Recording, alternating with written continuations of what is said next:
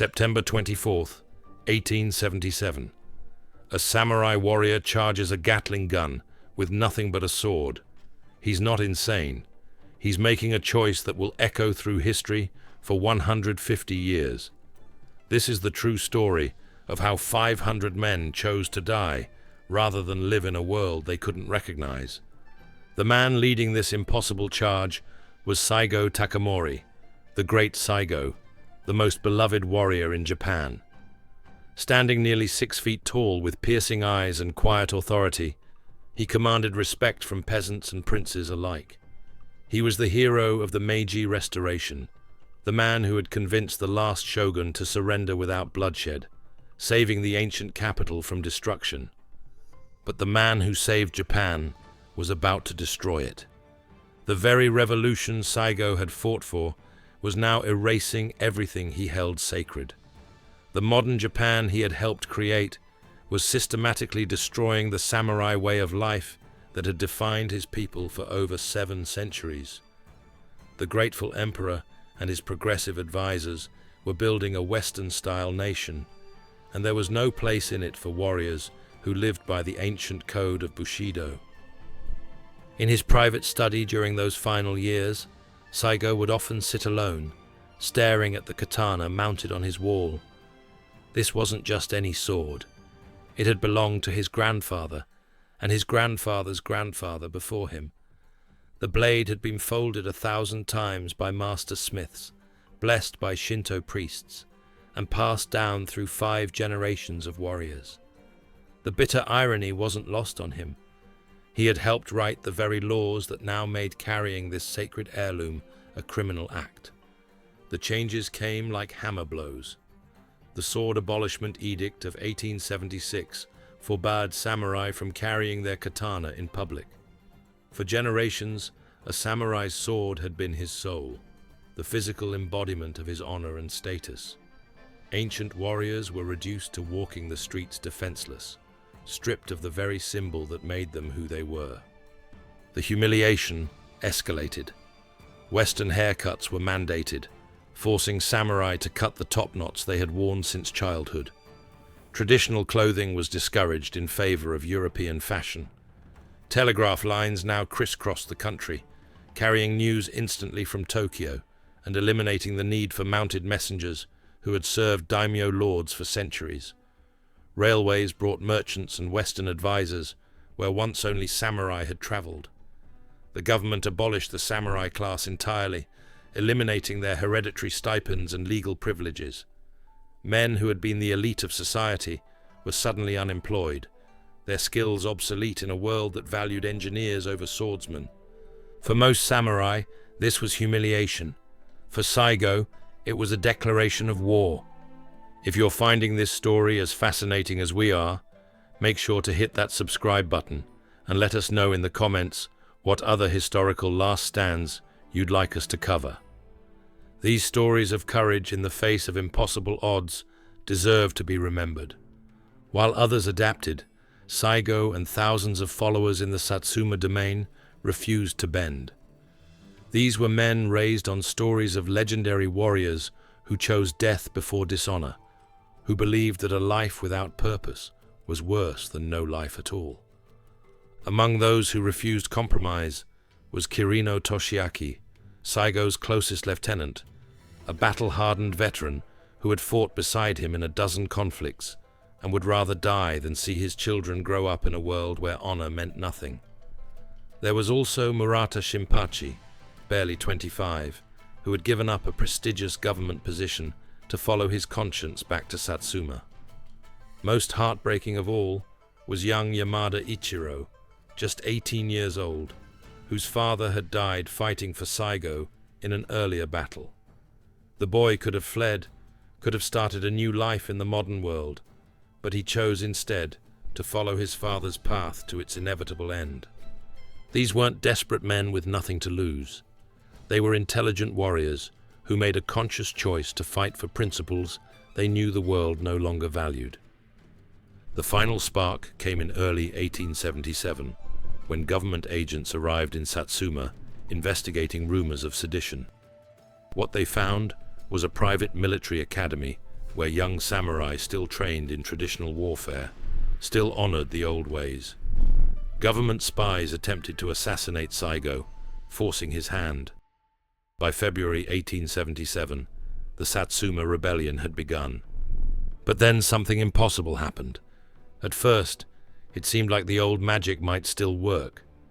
Saigo's army of 20,000 samurai, armed primarily with swords and spears, won stunning early victories against Imperial forces.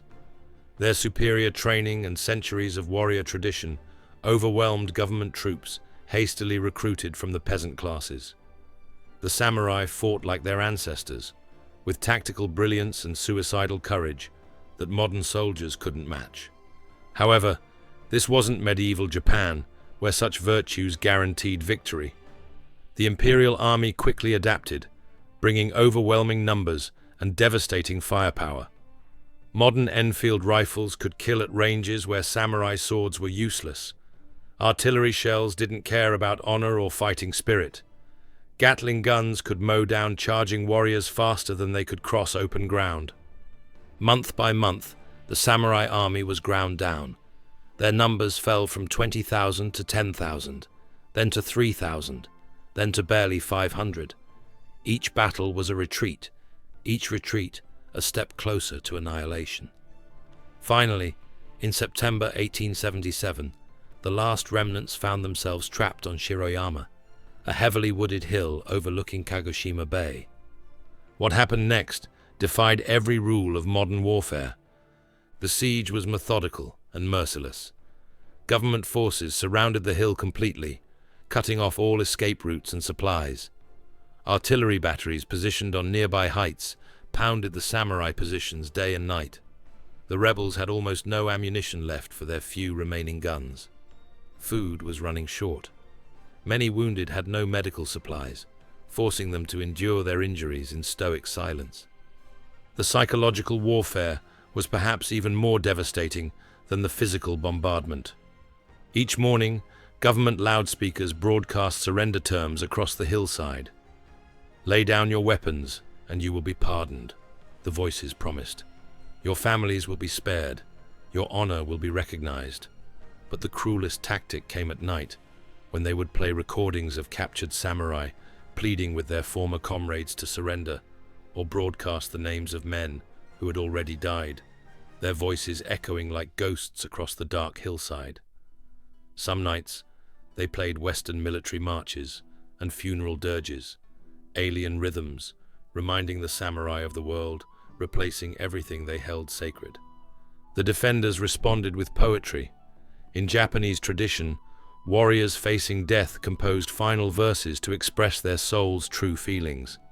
Saigo himself wrote, "If I were a drop of dew, I could take shelter on a leaf tip. But I am proud dust, destined to return to the earth." These weren't the words of madmen or fanatics. They were the careful thoughts of cultured men who understood exactly what they were choosing and why. Daily life on the besieged hill took on ritual quality. The September heat was oppressive, made worse by the stench of gunpowder and the metallic smell of blood that never quite faded. Water had to be rationed carefully, collected from a single mountain spring that the government forces hadn't been able to target. When it rained, they would spread out whatever cloth they had to catch every precious drop. Food consisted mainly of rice balls and dried fish when available, though by the final weeks, they were subsisting on little more than wild roots and tree bark. Yet the samurai maintained discipline with meticulous care, cleaning weapons each morning with the same reverence their ancestors had shown for centuries, performing prayers at sunset, and treating their wounded with whatever herbs they could forage from the forest. Some wrote final letters to families, knowing the messages would never be delivered, but needing to speak their hearts one last time. Okuyama Tsunayoshi, a 40-year-old retainer who had served the Shimazu clan since boyhood, wrote to his son, "Do not mourn for me, but remember that your father chose his path with full knowledge of its price. Live well in the new world, but do not forget the old virtues that made us who we were." Young Yamada Ichiro spent his final days carving a small wooden figure of his father, working by moonlight to avoid attracting sniper fire from the Imperial positions below. The conversations between warriors during those final days revealed men at peace with their fate. "Do you ever regret following the old man up here?" Murata asked Kirino one evening as they shared their meager ration of rice. Kirino smiled, gesturing toward the lights of Kagoshima Bay below them. "Look down there. See those electric lights? That's the future. It's probably wonderful, but it's not ours." They understood they were the last chapter of a story that had been written for 7 centuries, and they intended to write a worthy ending. Yet morale remained unbroken. These weren't just soldiers. They were the last guardians of a dying faith. Every morning, they performed traditional rituals their ancestors had followed. They maintained weapons with ancestral care, polishing blade edges that would soon taste blood one final time. They wrote final poems, preparing their souls for the journey to come. Saigo himself seemed almost serene as the end approached. The giant who had once commanded armies spent his final days quietly, playing Go with officers and reminiscing about better times. He knew there could be no victory, no escape, no mercy. The government had branded him a traitor, and traitors faced only death. But then came a moment that would change everything. Foreign observers had gathered in Kagoshima to witness what many recognized as a historic collision. British diplomat Ernest Satow wrote in his journal, "Whatever one thinks of their cause, there is something magnificent in their refusal to surrender. They represent the meeting of 2 worlds, and they have chosen to die with their world rather than live in ours." Even some Imperial officers expressed private admiration for their enemy's courage, though they would never admit it publicly. On the night of September 23rd, as artillery shells crashed through the trees around their makeshift fortress, Saigo gathered his remaining 500 warriors. The government had sent envoys offering surrender terms one final time, but every man present knew their answer. They were samurai. They would die as samurai. At dawn, they would make their final charge. The morning of September 24th rose grey and misty, as if nature itself was mourning what was about to unfold. The samurai prepared for battle with ritual precision their ancestors had followed for generations. They donned whatever armor remained. Some wore full traditional suits that had been passed down through generations, while others had only breastplates or helmets, their gear lost in previous battles. They checked their swords one final time, testing edges that had been honed to razor sharpness despite the lack of proper whetstones. Many tied white headbands around their foreheads, the traditional symbol of men prepared to die, inscribing them with final poems or the names of ancestors they hoped to join in the afterlife. Saigo himself was barely able to participate. A bullet wound in his thigh from an earlier battle had become infected, leaving him weak and unable to walk properly. But he insisted on leading the charge, supported by his most loyal retainers. His closest companion, Beppu Shinsuke, had volunteered to stay by his side until the very end, ready to perform the final service that honor demanded. The 2 men had known each other for 30 years, had fought together in the revolution that created modern Japan, and now would die together defending the world that revolution had destroyed. This was Saigo's moment, his choice, his final gift to the warrior code that had shaped his entire life. At exactly 6 a.m., as morning mist began to clear, the samurai formed their battle line on the slope of Shiroyama. 500 men against 30,000, swords against rifles, medieval honor against modern efficiency. It was the most hopeless charge in military history, and they knew it. That was precisely the point. The war cry that erupted from their throats echoed across the hillside like the roar of ancient dragons. Tenno Heika Banzai, long live the Emperor! The irony was perfect and intentional. They were dying in the name of the same emperor whose government had condemned them, proving their loyalty even as they defied his representatives. They charged down the slope like an avalanche of steel and fury. Kirino led the left flank, his family sword, a blade that had served his ancestors for 2 centuries, gleaming in the morning light. Murata commanded the right, shouting encouragement to the younger warriors who followed him into this beautiful death. Young Yamada Ichiro ran near the center, carrying his father's war fan, determined to plant it in the enemy lines or die in the attempt. For a few extraordinary moments, it seemed as if sheer courage might overcome impossible odds. The sight of hundreds of samurai thundering toward them with drawn swords caused some Imperial soldiers to panic and flee. The ancient terror of the warrior class hadn't entirely faded from Japanese hearts. The first 100 yards were chaos and thunder. The samurai moved in perfect formation despite the rough terrain, their training evident in how they maintained ranks while navigating fallen logs and rocky outcrops. Bullets whined through the air like angry hornets, the distinctive whistle of Enfield rifle shots mixing with the deeper roar of artillery. The sound was deafening, the crack of gunfire, the screams of wounded men, the clash of steel on steel where a few samurai managed to reach Imperial positions. Artillery shells burst among the charging ranks, throwing dirt and bodies skyward in fountains of earth and blood. But still they came, their battle cry echoing off hillsides, their swords catching the first rays of sunlight like captured lightning. Then something impossible happened that changed everything. But courage couldn't stop bullets. Modern firepower shredded the charging ranks with mechanical precision.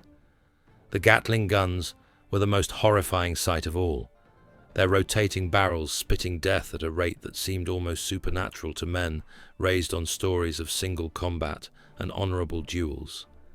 Enfield rifles cracked in disciplined volleys, each shot carefully aimed by soldiers who had been trained to kill efficiently rather than heroically. Artillery shells exploded among advancing warriors with mathematical precision, timed to catch the maximum number of targets in their deadly radius. Kirino fell within the first minutes, cut down by a volley of rifle fire just 50 yards from the Imperial lines. His family sword spun through the air, its blade catching the morning sun one final time before clattering against the rocks.